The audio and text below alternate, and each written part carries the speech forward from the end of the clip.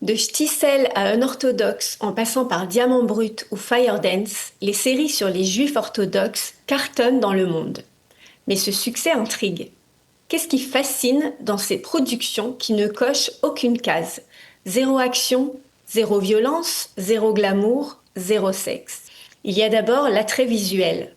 Des personnages en habits du 19e siècle, au cœur de métropoles modernes, ces costumes noirs, ces papillotes, ces perruques et ces châles de prière, des images à l'esthétique unique. Ensuite, ces fictions lèvent le voile sur une société secrète qui cultive la séparation d'avec le monde extérieur. Le spectateur a l'impression de regarder par le trou de la serrure, d'espionner un monde qui ne veut pas être vu.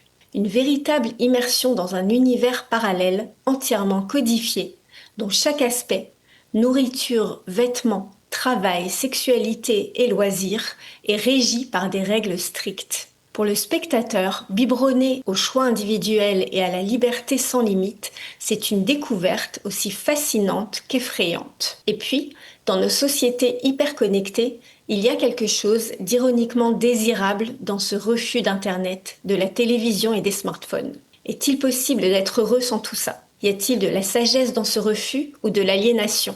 Mais surtout, dans un paysage télévisuel saturé de récits rocambolesques, de violences ou d'effets spéciaux, ces histoires offrent quelque chose de rare, la vérité. Elles touchent à l'essence même de l'humanité.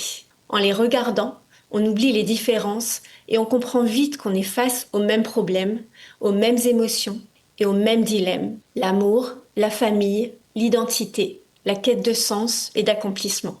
Dans un monde où tout va trop vite, ces fictions nous obligent à ralentir, à observer, à réfléchir. Ce sont des drames universels qui se déroulent sous nos yeux, juste habillés différemment. Et c'est peut-être ça la leçon ultime. On croit regarder l'autre, mais on se regarde soi-même.